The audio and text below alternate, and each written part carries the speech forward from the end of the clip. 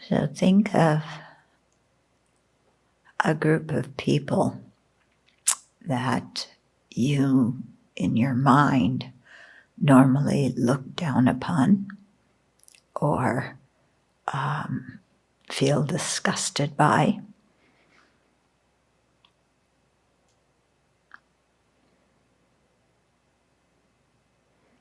And as you think of their behavior, try and think about what is in their mind. What is making them do that behavior, which is so harmful or disgusting or whatever. So try and understand what confusion, what array of afflictions that person may have in their mind, or that group of people may have in their mind.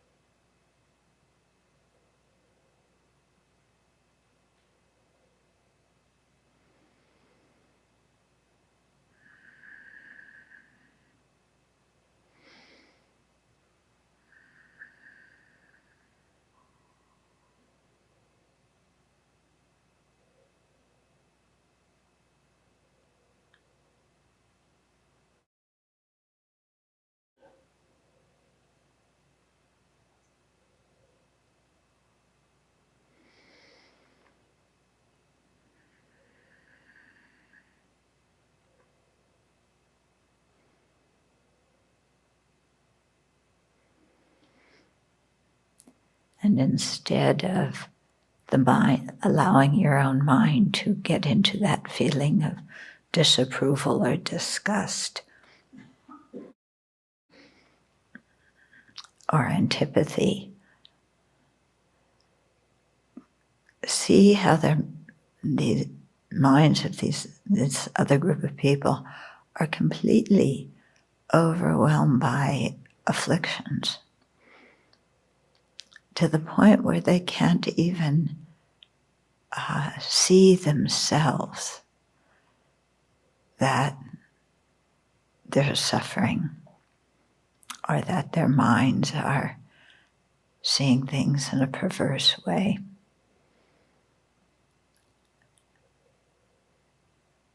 And see how their self-centeredness and their self-grasping make them completely unable to deal with their situation. Forget in a Dharma way, but even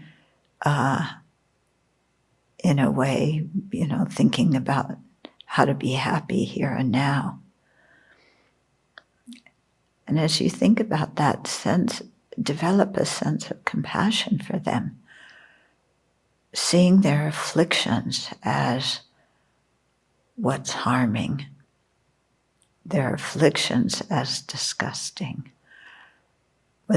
but seeing the person as worthy of compassion because they have the Buddha nature.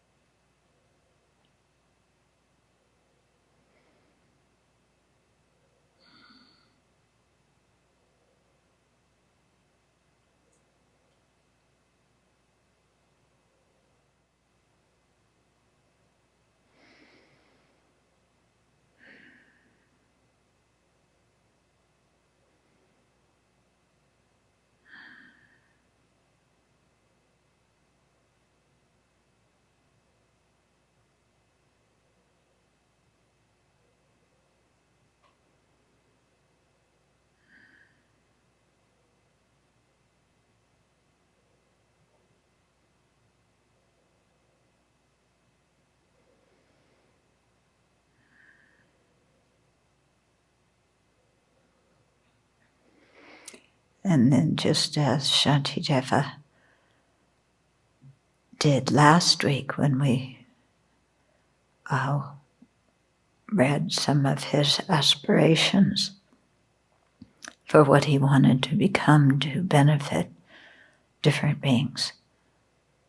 Generate aspirations yourself of what you can become in order to really be of great benefit to these people. With a real sense of compassion and no sense of disgust or disapproval.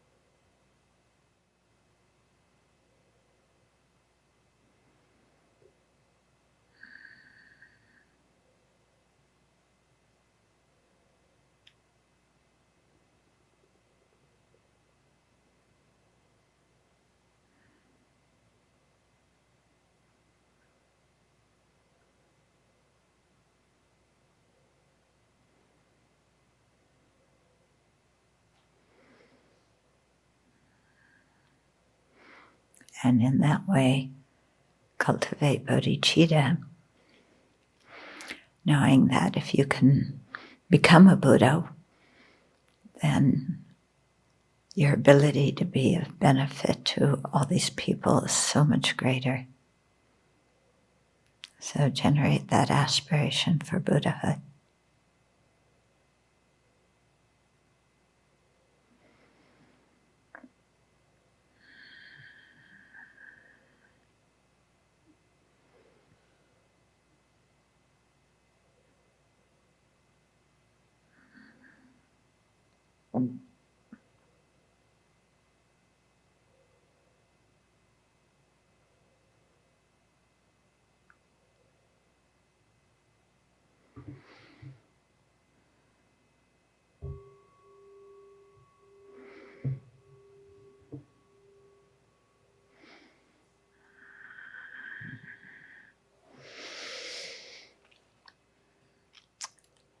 So although they say in the text to start generating compassion for people you don't have strong emotional reactions to first, because it's easier, I personally find it much more effective in my mind to start with some of the people who are most difficult. Yeah, because it really makes me stretch my mind. Yeah, but see what helps you the most in your meditation.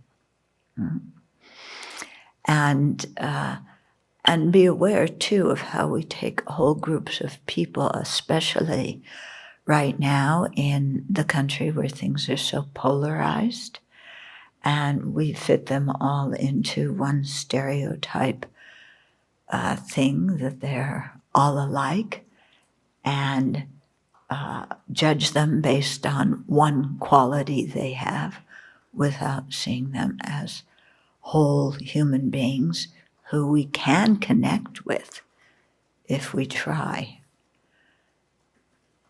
Yeah. So I think this is quite good, I know for myself, quite good for stretching those creaky wheels inside my mind that, wants to say, ugh, or ugh. And, but remembering that all these beings have been our kind parents before, remembering that it's the afflictions that are making them act that way, then all of this really helps to stop that mind that stereotypes people and puts them in categories and condemns them. Make sense? Yeah. So it can be challenging, because we think of a certain group of people, and then, wait, they have the Buddha nature. How can I think of it like that? Oh, it's their afflictions that are making them think or act that way. How can I despise them? So along that line, I want to correct something that I said last time. There's a fact checker that goes through everything I say, and I flunked. So thank you, fact checker. So on verse 13 that we did last week, having given this body up for the pleasure of all living beings, by killing, abusing, and beating it, may they always do as they please.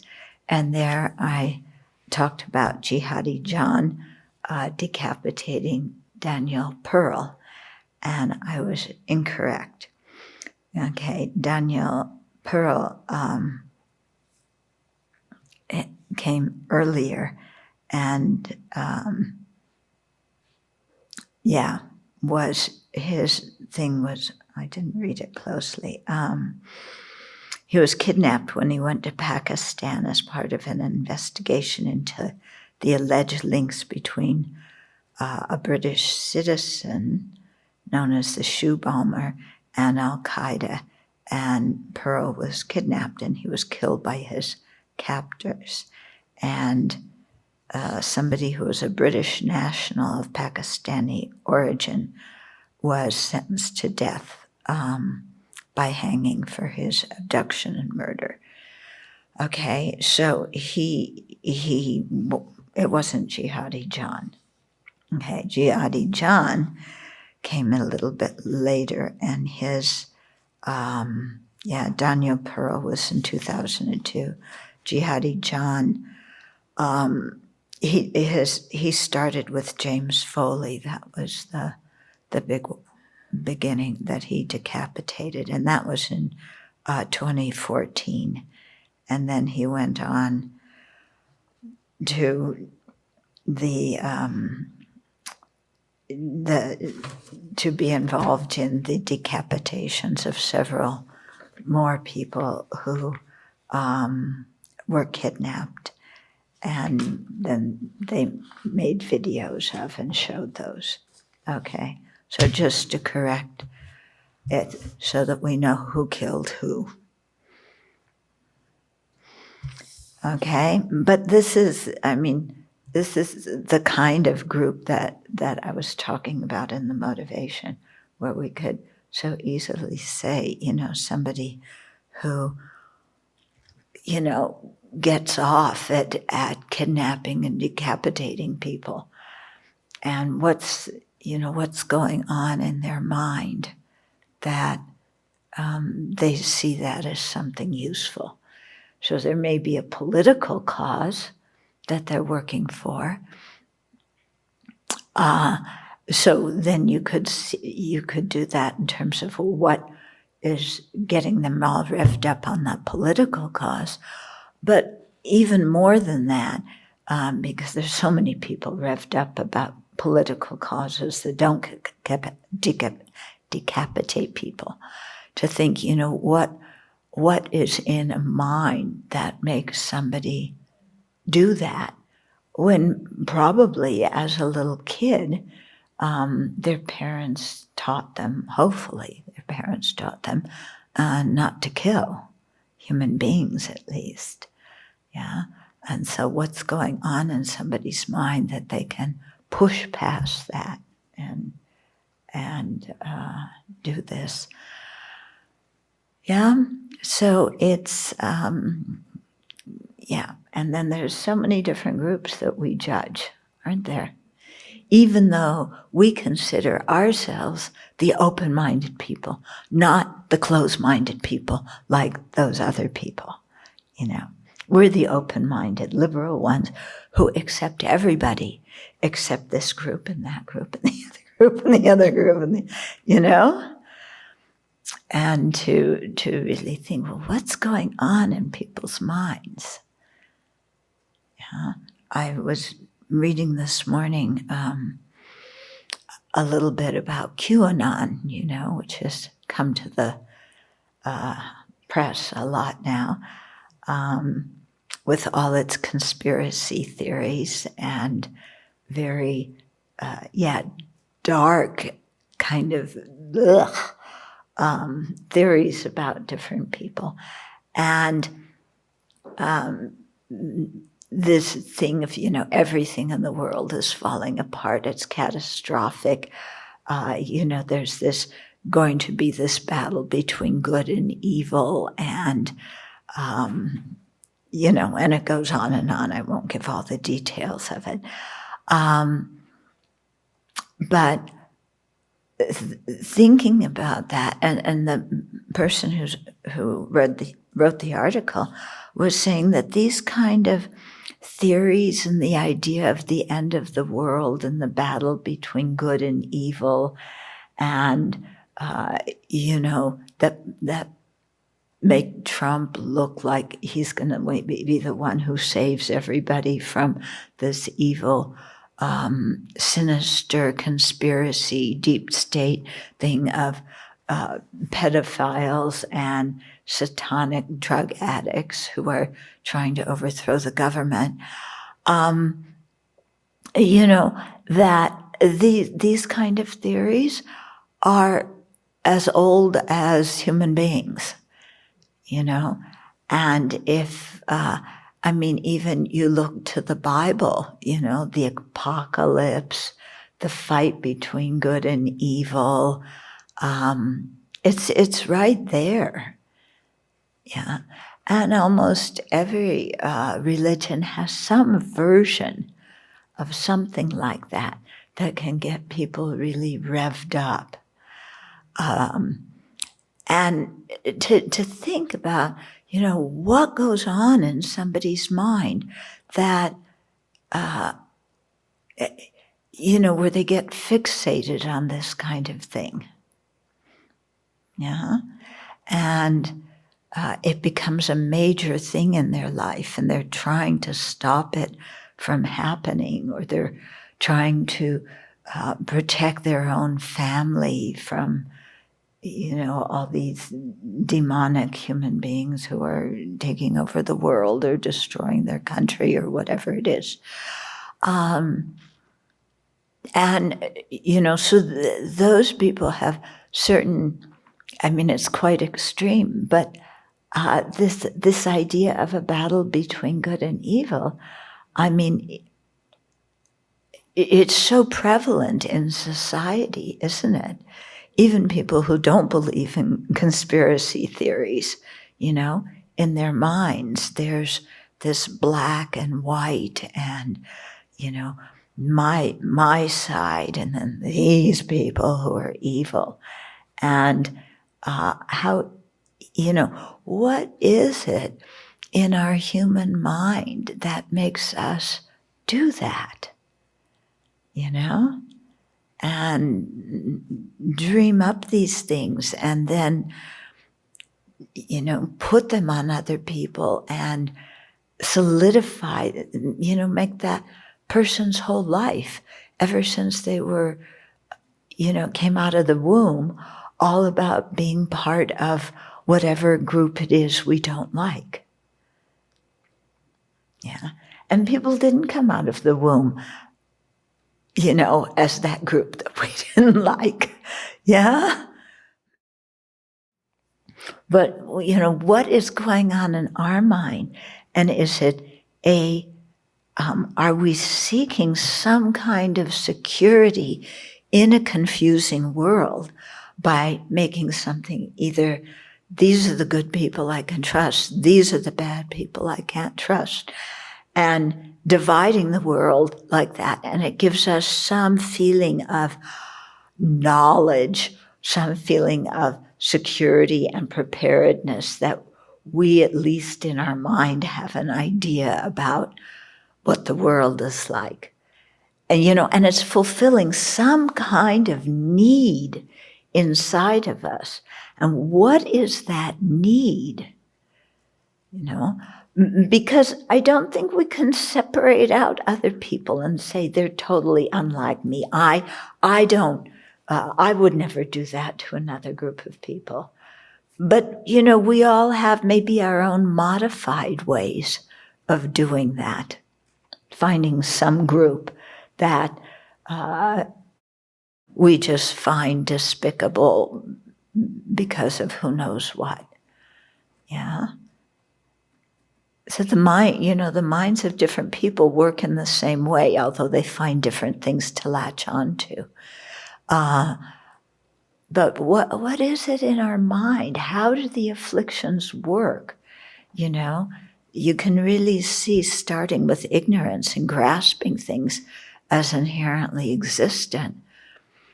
And then, that mental factor of distorted conceptions or inappropriate attention that then starts making up stories. And then from that comes about the afflictions. And then the whole thing keeps cycling like that, and the afflictions bring actions. Yeah, and to watch how that comes in our own mind, and how when that takes over our mind, compassion is so difficult. Or the compassion is just going towards the group of people who are on our side, who we like and who we trust. But the compassion doesn't go to other people. Yeah. So trying to open our mind. Yeah. And not considering ourselves beyond that kind of way of thinking. As long as we have the afflictions, that operates. Yeah? Personally, I would say we have to be really on the lookout for that, even as monastics, because, we've witnessed groups in our own world of Buddhism who, especially in monastic life, who have very strong views about how you do things and who's, who can do this and who can't do that. And we can back it up with the scriptures. And, the whole thing can get kind of warped. And as Venerable Jinde said, attachment is not the way. So we get attached to our views. And as you say, then the bodhicitta is out the window. Out the window. But we say we're the compassionate ones who want to help everybody. So that's even more disgusting, isn't it? That we not only have these judgments about other people, but that we consider ourselves as more morally upright.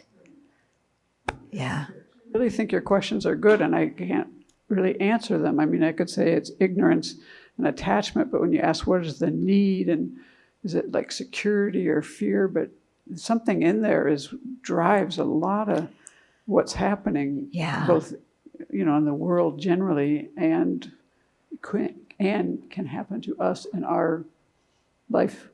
Yeah. Personally, my theory, of course, this is an intellectual theory, because if it weren't, then I would do something about it. But right now I just talk. I think, the way that self-grasping works is we create this, there's a real person there. And as soon as there's a real person, that's here, then there's the rest of the world. And I have to protect this one, because this is me, against the rest of the world. And so then I start dividing the world up into, what helps me that I can rely on and what threatens me. Yeah. And of course, threatening our physical existence is one of the biggest. But threatening our idea of who we are also. Yeah, because we all have an idea of who we think we are, and then people who threaten that, it's we're quick to make them into the enemy. For a long while, I was thinking that these new that the uncivil discourse in politics right now was specific to our day and age, and then I've been reading a history book, particularly about the time where the Articles of Independence were drafted, and how there were factions, one about the Federalists and other ones who supported the power of the states, and how those two factions basically hated each other, and how they would use discourse to not just to frame their ideas, but also to call each other names and to sort of really attack each other on some personal level, and demonize the results or exaggerate the results, brewing fear in people as to what would happen if they would choose this type of government versus what would happen if they would choose that other type of government. So it sort of really helped me understand that these dynamics were present even, way back then. So it's quite illuminating. Yeah. We were taught as little kids, our image of the founding fathers, that they were all pure beings who had this wonderful idea of democracy and equality and justice and liberty for everybody. And they never had any bad thought. It was the British who were bad. And they fought against the British and threw the tea into the harbor, and how valiant that was. And that's what the image we got as little kids, wasn't it? And then we grow up and we realize these people owned slaves, they were bigoted, they fought with each other, they demonized each other, they accused each other, they made up lies about each other. And we expect it to be different now. Yeah? And it's basically a replay. Yeah? And so the whole mechanism in our minds, that make us do that kind of thing on one level or another. And what was happening back then too was that once the British were actually thrown out of the country, that those who remained, who were labeled as loyalists to the British government, were basically subjected to a very horrible treatment. In many cases, in whatever wealth they had, they found a way to take away the reputation, take away their land. So they had to go, they went through a lot of difficult times, particularly in New York at that time, where, the hate towards them was really more evident, a lot of evidence. Yeah. And then, of course, when they got done trashing the British, then the North and South turned on each other. Yeah. It's just, the human mind wanting to create enemies because we feel threatened. Why do we feel threatened? Because of attachment to the self. Yeah, attachment to my physical existence, attachment just to the idea that I exist, Even you take away my body, there's still this I. Yeah. Don't you feel that way? Okay, yes, I'm attached to my body, but even if they kill me, there's still me. And I just transmigrate, but there's still this me. Huh? And nothing in our educational system teaches us to challenge that. And I think only Buddhism teaches us to really investigate that idea of an inherently existent me. Mm-hmm.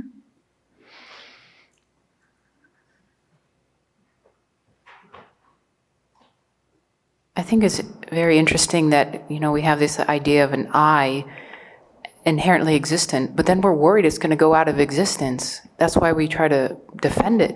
So it's this very deep confusion at the root of what we conceive of to be the I. Very good point. It feels like this I is permanent. It's always going to be there. And yet there's this fear that it's going to go out of existence because at some level, maybe we know this whole idea of I is completely false. Yeah? And we're afraid of it getting revealed to us. And then,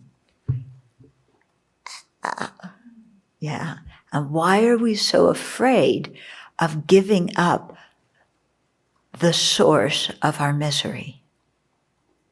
That ignorance is the source of our misery, that idea of this I that needs to be defended and protected and made happy. And that idea is the source, this reified I. And yet we don't want to give it up. We cling to it in every possible way we can. Yeah. So, yeah. We're willing to die for it. Yeah, oh yeah, we're willing to die for it. Yeah, like our honor, people. How many people die out of honor rather than giving up their honor? But their honor is some kind of conception that they keep that's totally made up in the mind, and yet they die for it. Okay, so we have this same I grasping. So let's start at least to recognize intellectually that it's the source of the misery, and then watch when it arises and watch how it works and what it does. And try and call it out as much as possible. Okay, and now we're going to try and continue generating compassion and bodhicitta for all the living beings who have this same concept of I, whether they're human beings or, fish at the bottom of the ocean or stink bugs clinging to the soffits or people living in palaces. Now, okay. So here, seeing deeply how sentient beings are miserable and, and this source of dukkha, then generating these different aspirations. May I be a protector for those without one, a guide for all travelers on the way. May I be a bridge, a boat, and a ship for all who wish to cross the water. So we can take something like this on a literal level, okay? So, people without protectors, maybe people who are getting trafficked, yeah? A guide for travelers, travelers always need help.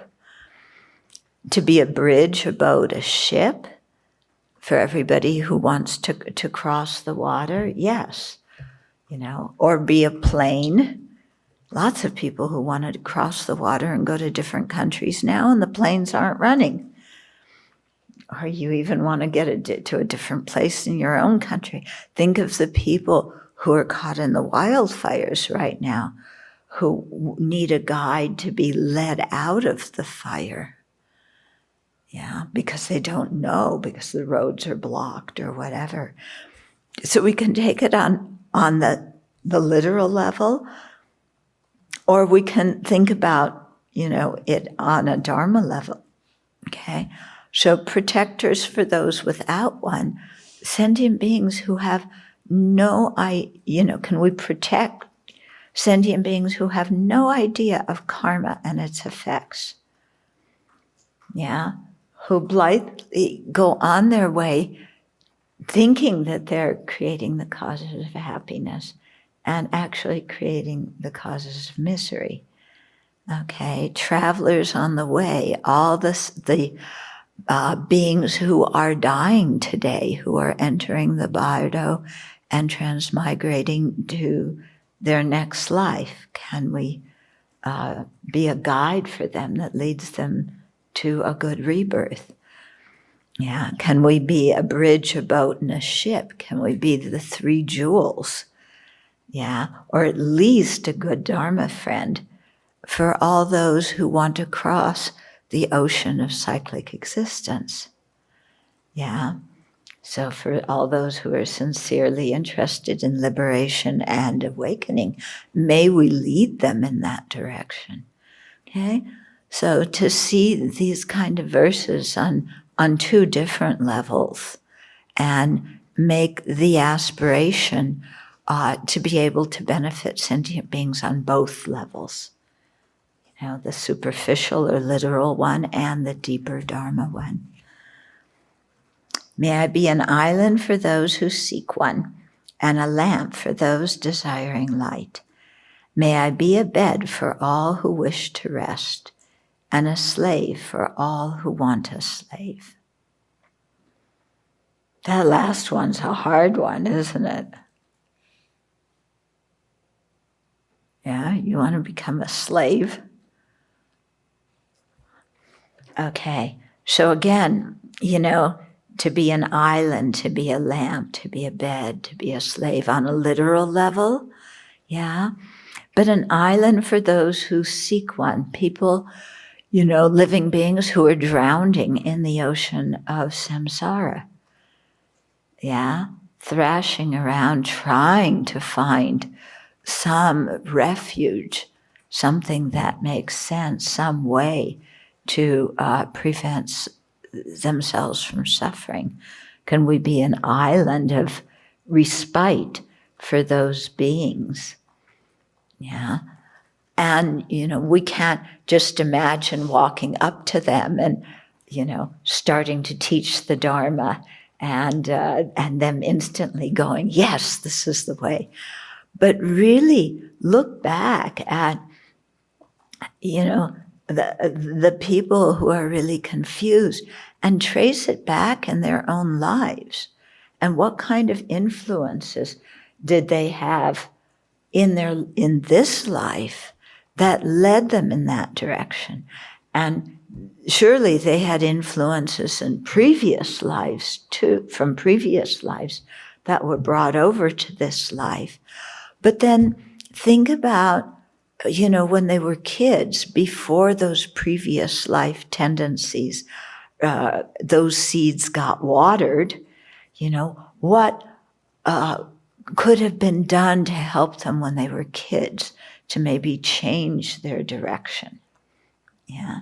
And then you become a teacher, you become somebody who makes policies for children, you become all the different people who can intercede, a family friend, whoever those kids may need at that time, who can intercede and help them so that they don't go off as adults into really wrong directions. Yeah, because what was the book? It was called "No Matter How Loud I Scream." No, I shout. No matter how loud I shout. It's dated, but it's not dated. It takes place in the late 90s, but it's somebody who really got to know the kids in juvenile court and in the California Youth Authority that imprisoned kids, and talked about their lives, their upbringing, their family situations. And you really when you read the book, you began to see how that environment and that family situation watered the seeds of certain tendencies brought over from past lives, that, and it became obvious how those kids were going to wind up in prison or wind up dead, because you can just see the cause and effect chain play out. And then you think, sometimes all it takes is one person to befriend that child, or one person to do something that can stop that whole dynamic. So may we be that one person, So instead of thinking, we're going to take the drug addict on the street and just start teaching him the Dharma right there on the street, and he's going to go, hallelujah, please give me the 5 precepts. To really think first to get it to that stage where you can do that. Everything you have to do earlier in that living being's life to help them, to make them receptive. And what you have to do also in the previous life to make the tendency from the previous life less heavy when they come into this life. Okay? So this is something to really think about. And I say this because sometimes in the visualizations that we do, or even in doing Tonglen, we send out the light magically turns them all into Buddhas, doesn't it? Yeah? When we're doing the part in the sadhana of the 2 purposes, sending out the light, making offerings to all the Buddhas and Bodhisattvas, then sending out the light and transforming all sentient beings into enlightened beings. It seems like that's so easy, So yes, I want to become a Buddha, then I can do that. I can just sit and go, zap this one and zap that one, and, and that's what it means to become a Buddha, is you can zap these people and instantly, get them on the path and bestow upon them all the realizations, and there it goes, So this is also something deeply ingrained in our mind and in all the world's cultures, that there's going to be a savior. One person who can come and save everything. And we want to be that one person. Okay, so you have a certain religion, and there's already a savior in your religion who you worship and everything like that. But if I want to, do that savior's calling, I need to be like that savior and go and intercede in everybody's life and zap them. Yeah. So you get the people who sit next to me on long airplane rides who are trying to convert me to their religion out of compassion, because we all have some wish to be, this one that conquers everything. Yeah. Meanwhile, we can't even conquer our own afflictions. Yeah. But we want to help everybody else. And that's why there's always these questions at Dharma teachings of, my friend has this problem, how can I help them? My parents have that problem, how can I help them? And nobody's saying, please give me instructions how to be a savior. But what about saving ourselves first and dismantling all this grasping within ourselves? Yeah. So that we don't harm other people by making ourselves into a truly existent savior. Yeah, that cheats other people. Yeah. So, yeah. So to really think, when we say these verses, really think about cause and conditions. Really think about dependent arising. Yeah, think about the multitude of factors, all of which have to come together for one single moment of anything to happen. Yeah, and that too expands our mind to really think about dependent arising in our own lives. And then from there, hopefully to see things that they lack true existence, because they're totally the accumulation of all these other dependent factors. So there's no essence, If you have to have gazillions of dependent factors coming together, what essence is there? Yeah, there can't be one. Okay, so to use this to really help ourselves in our meditation.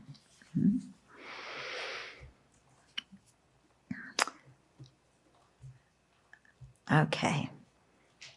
So a lamp for those who desire light, to give them teachings. A bed for all those who wish to rest. So some people, they're not going to come to teachings right away. Yeah, they need to sleep. Yeah, they need to recover. They need to get themselves balanced a little bit so that they can be receptive to something new. So can we tune in to what other people need at a particular moment to help them get to kind of the next stage, instead of, okay, you're going to be up here. Okay. And to be a slave for all those who want a slave, So, but, can we, if we pray to be born as a slave for all those who want a slave, can we then influence our slave master in a good way to develop compassion? Not just towards us, but maybe to change their whole mind about having slaves.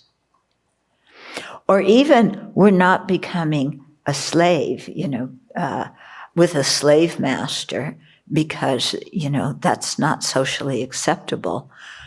To become somebody who challenges power, but in a discreet way. Yeah. And to see how we need people that challenge power in a forceful way, and we need people that challenge abusive power in a more subtle way. Yeah, this really hit me when I was.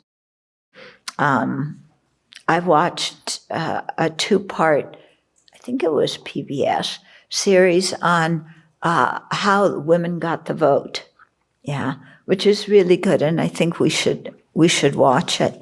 But there were always many different factions, and towards the end, among the many different factions, there was one who went outside the gate of the White House, and they picketed, and nobody had ever picketed outside the White House before, and they had banners and they picketed, and then when they got arrested, they went on a hunger strike. And so it got a lot of media attention, and people thought, here are all these young women who are on a hunger strike. We can't let them die, And it was at a time Woodrow Wilson was president, and so, you're going to let all these women outside the White House die? You're going to imprison them and then have them die of a hunger strike? So they started force feeding the women, which is really horrible. That got some press. So it influenced the president, And So there was that group. Then there was another group who went to Woodrow Wilson, during the war and said, women want to help the country and put us to work. And they became part of the workforce in World War I. Yeah. And that made the presidency, oh, yeah, women, they can be intelligent, they can be helpful, this kind of thing. So here you have two opposite strategies. One, like smacking him in the face and making him embarrassed, and the other, saying, oh, look, we're on your side, we want to help you. Yeah. And you needed both of those ways to get through, not only to the president, but to the public. Yeah. And so to think of that, if we become a slave, or if we become somebody who's in a lower position speaking up about abuse, yeah, there's so many different tactics to use to do that. Yeah. And we may choose to be the people on the front line getting the publicity. We may choose to be the people working more subtly behind the scenes. And we need both of it, to affect change in society. So may we, according to our temperament, according to our abilities, have wisdom, behind our compassion so that we can really benefit. May I be a wish-fulfilling jewel, a magic vase, powerful mantras and great medicine. May I become a wish-fulfilling tree and a cow of plenty for the world. So now we're getting into the more magical things, okay? But these are things in ancient Indian culture. So there was a wishing jewel that was supposedly somewhere in the sea, and people would go out looking for that wishing jewel because if you had it, whatever you wished for would come about. Yeah. So there's tales of people going out searching for the wish-fulfilling jewels. Yeah, a magic vase, there must be a similar story about a vase with nectar, that can cure disease. Powerful mantras that you say the mantra once and there you go to the Pure Land. Great medicine, yeah, that cures a disease instantly. Yeah, and a wish-fulfilling tree. So the same thing about the tree that will give everything that it wants. And a cow of plenty. Actually, some of these are things we offer in the mandala. Yeah, and so they are from the different continents. Yeah, the cow of plenty, I think, is from the northern continent. The wish-fulfilling tree is, in there. Okay, but let's start with the great medicine. That one, maybe we can start with. Yeah. So, can we help find a vaccine for COVID? But not just help find a vaccine for COVID. That's not going to solve the problem. Okay, you have to get distribution of the vaccine. You have to have trial tests so that we know if there's side effects of the vaccine. We have to have ways to help people that do not respond to a vaccine. We have to have ways to distribute it so that impoverished people, and people living in remote areas can get it. So it's not just, I'm going to invent a vaccine, whammo. It's think of all the things as a Bodhisattva, as a Buddha, that you need to involve yourself with to really help. Okay? And remember at the same time that the amount of help you give as a Buddha or Bodhisattva corresponds to the receptivity of the people that you're trying to help. Yeah? So it isn't like, I mean, I love this, you know, the mantras, you say them like this, and the magic elixir, and, you know, it creates gold and people no longer suffer from poverty. I love it, but we got to think, you know, also on a more practical level. Although it is sometimes nice to let our mind go into this, you know, magical way. But to really think, you know, to be practical, but it takes a lot. And which sentient beings are open?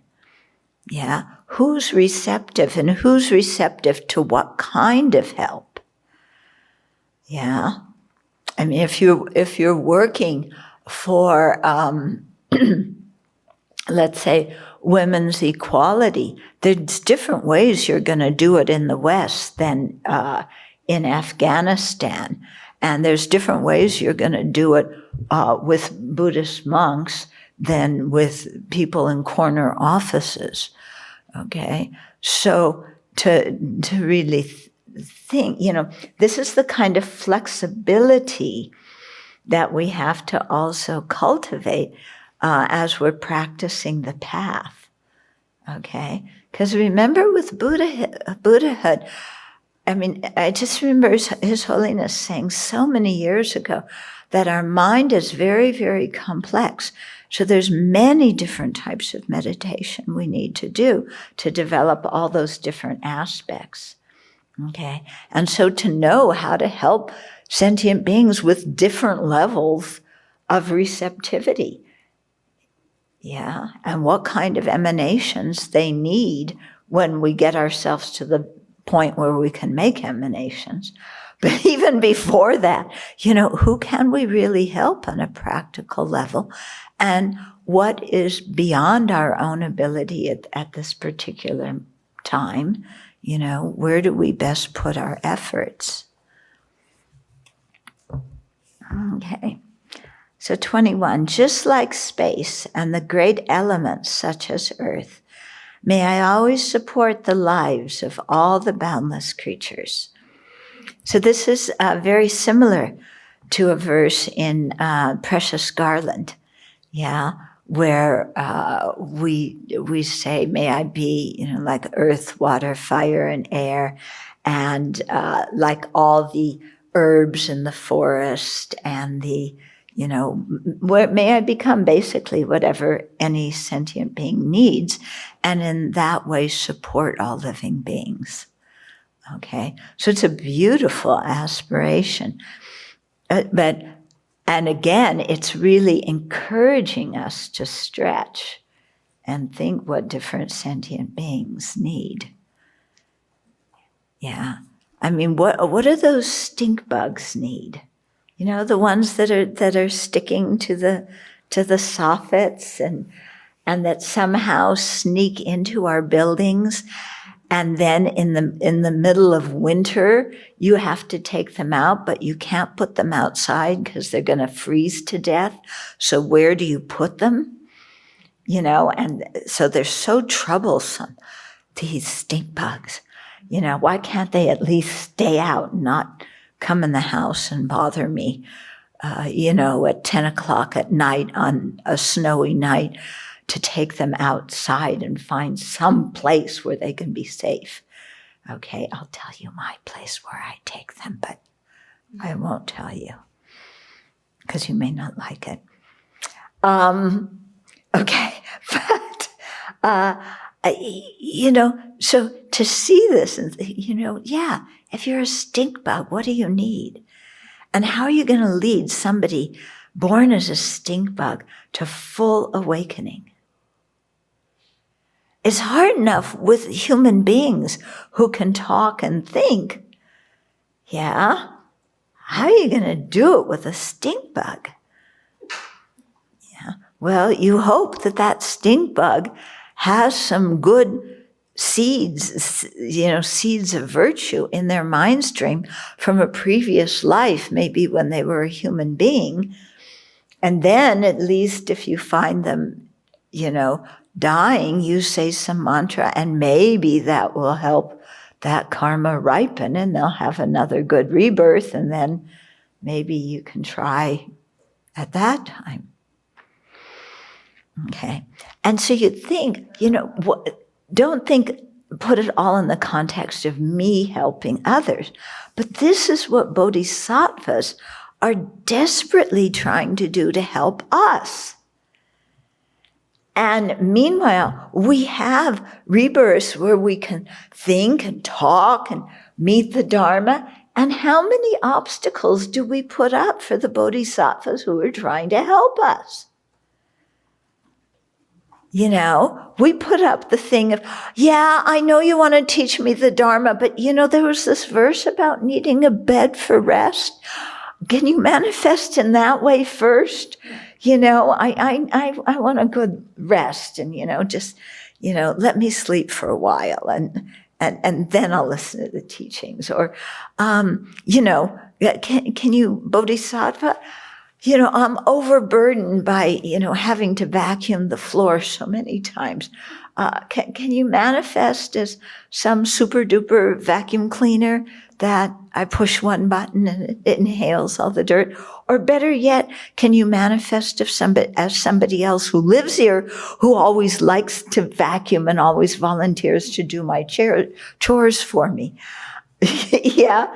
I mean, look at the way we fight the good influences that are coming our way.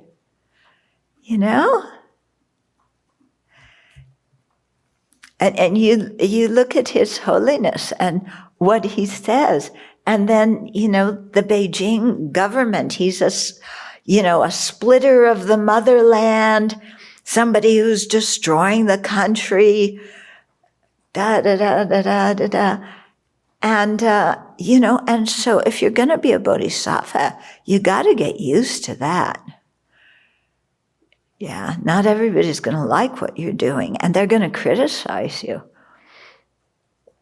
Yeah, so when people criticize you now, you got to build up some strength and not just fall apart and doubt yourself every time you get criticized, but able to look at what that person is saying and assess it realistically to see if there is an area that we need to improve on, and if we made a mistake that we need to rectify.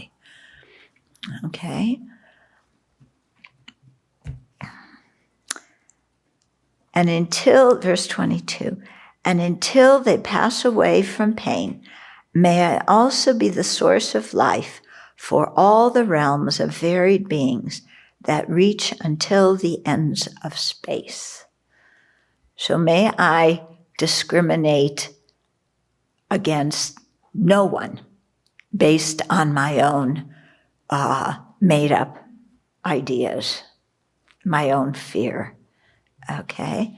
So may I be the source of not only physical life, but spiritual life. May I be an inspiring force in other living beings' life that uplifts them and makes them feel that there's hope in the world. Yeah? Okay, then verse 23 and 24 are the taking of the Bodhisattva vow. Okay, so these are the verses. If you do the 6th session Guru Yoga every day, these are in the 6th session. And so these are one way also of, which that masters use when they give the Bodhisattva vows. And they're one way that we can take the Bodhisattva vows ourselves. Okay?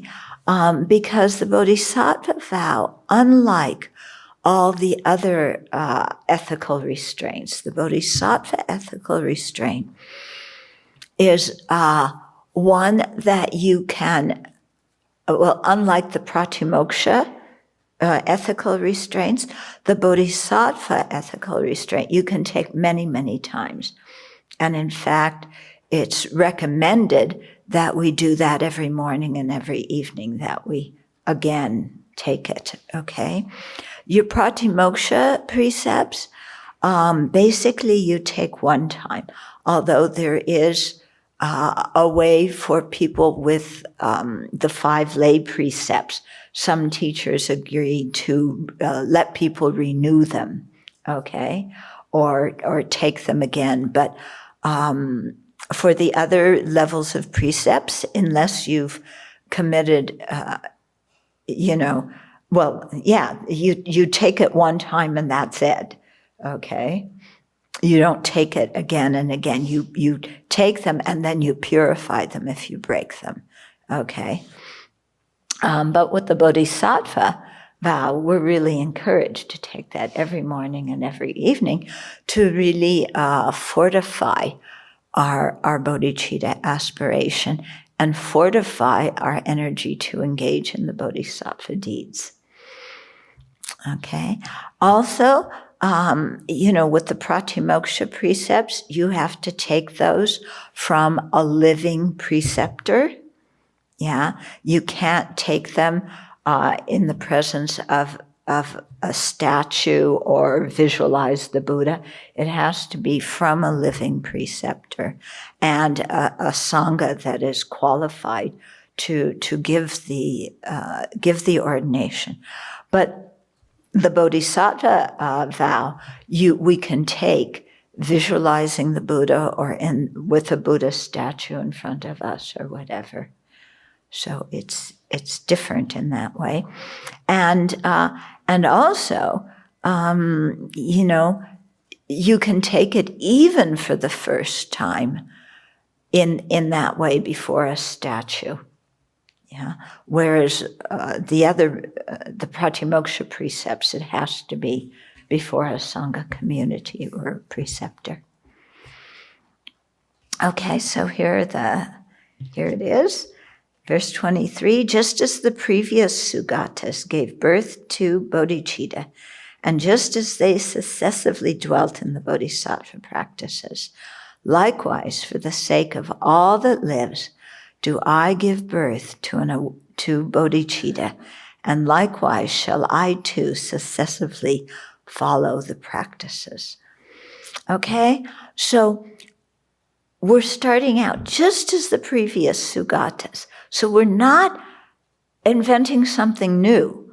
Yeah, there's a whole lineage of awakened beings before us. Sugatas are those born, those gone to bliss. It's the etymology of Sugata. It refers to Buddhas, okay? So just as all those previous Buddhas gave birth, generated bodhicitta, yeah, and just as they successively dwelt in the bodhisattva practices, so they not only generated bodhicitta, but, the 10 perfections, which are condensed into 6, but there's actually 10. They practice them one by one by one. And when I say one by one, it doesn't matter that it doesn't mean you just do one and not do the others until you get to the next one, then you ignore the first one, and then you just do that one and you ignore the future ones. It means that you're doing all of them as much as you can all the time, but you're emphasizing the one that is that you really have to work on at your present level of development. Okay, so just as all these previous Buddhas, generated bodhicitta and then put it into practice by practicing the 10 perfections, the 10 paramitas, and they went through all 10. Okay, and all the different classifications of the 10 and all the different ways of practicing the 10, because it's really kind of elaborate. When you even study the first one of the perfection of generosity, well, There's 3, sometimes 4 types of generosity, generosity of material things. Yeah, that makes sense. Generosity of giving protection for beings in danger. Yeah. Generosity of love for caring for those who need support. And sometimes that's blended in with the perfection one. And then generosity of the Dharma. So, okay, so there's just 4 branches of generosity. It doesn't seem like too much.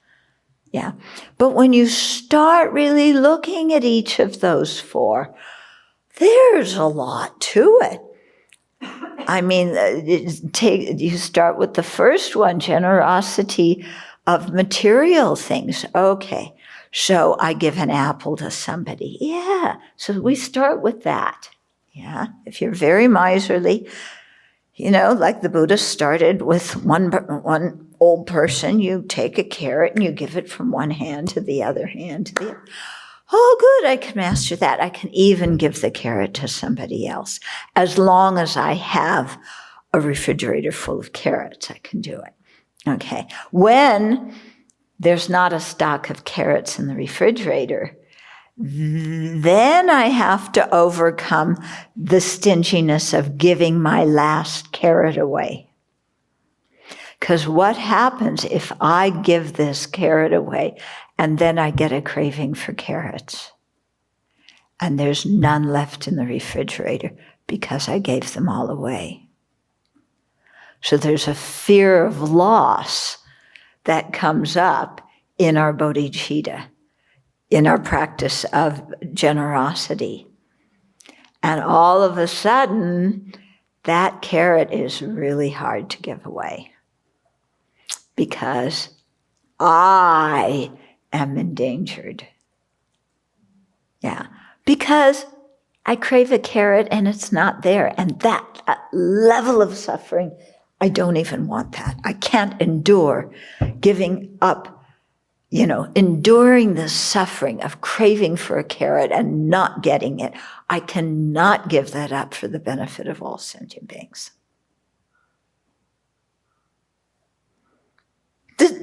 This true or not true? Yeah? Yeah? I mean, it sounds totally ridiculous, but if I said $1,000, then you would go, oh yeah, I don't want to give up $1,000. That's really worth something. And I don't want to give it up because I might need it. So, I'm going to keep it for myself. But we do it even for a carrot. Yeah? Because when we want something, it's too painful not to get it.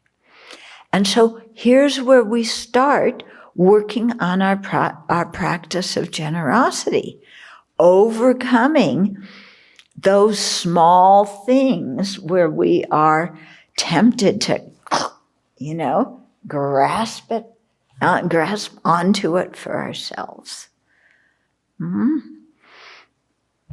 Okay. So, just as all the Sugatas practiced this path and dealt with everything that came up when you're trying to really put your bodhicitta into practice in your life. So just like they did, then likewise, I'm going to do the same for the sake of all that lives. Yeah, I also give birth to bodhicitta. I will also generate bodhicitta. And likewise, I too will successively follow these practices. So I'm going to practice just like they did. Okay? So it's an aspiration that when you think about it, it's completely mind-boggling,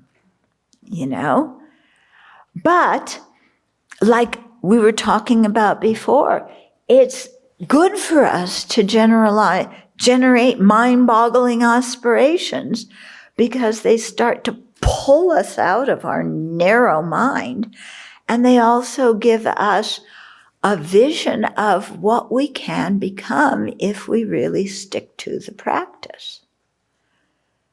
Yeah? So this is the taking of of engaged bodhicitta.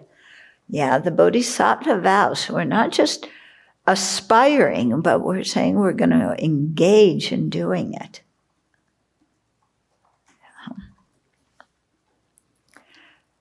Okay. So we better stop now. There's a few minutes left. We took the Bodhisattva vow. So before we get on to the next verses, we got to try and practice it this next week. Okay? If there's some questions. If we feel the teacher and Sangha, which gave precepts, isn't qualified, now having more data, is this when we should take the 5 precepts again from a properly qualified teacher and Sangha? Okay, so if you take the precepts from somebody that you later found out wasn't qualified to give them, this has come up a lot throughout Buddhist history. If you yourself had confidence in that teacher and you had a sincere motivation to take that level of pratimoksha precepts, you received them, even if the preceptor wasn't qualified, because you saw them as qualified and you had a good motivation. Okay, so you don't need to retake it. Okay, in the case of the 5 precepts, certainly you can retake it if you want to. Okay. But this issue has come up also with, preceptors for monastic ordination. And this is what the Vinaya said, or at least what the people, Vinaya masters, later Vinaya masters have said. It's in the Skandakas? Yeah. Although certainly at the time of the Buddha, it wouldn't have come up. It must have come up afterwards. Yeah, although who knows? I did want to make a comment, is that this whole idea about all the causes and conditions that dependent arising, the factors that have to come together to make things happen for all sentient beings and our ability to help, it has really helped me to, sometimes I make judgments about my impact on other people. Mm-hmm. Whether it's doing this little Zoom interfaith group or going here or going there or dropping off something, I keep saying to myself, you don't know where you are in the whole circle of limitless cause and conditions and dependent arising. Don't ever underestimate your good heart put in the right place, that could be a big piece. Yeah. So to not minimize these small acts of kindness that we do with the bodhicitta motivation, they will bring results. Mm-hmm. Very much. I think that's very important. And I've had that experience of people that I had a comparatively short interaction with calling me years later, and it's, yeah. And we do that too. There may be people in our lives that we have a lot of regard for, that we look up later on in our lives. There was somebody who came here some years ago, one young man, and he went back to see his junior high school teachers and apologized to them because he realized when he became an adult what an awful brat he was and how much he tormented them. Yeah, and he went back and apologized.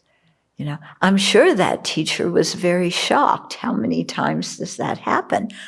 But, finally something got through to this young man and he realized, oh, that person was actually being kind to me. Yeah.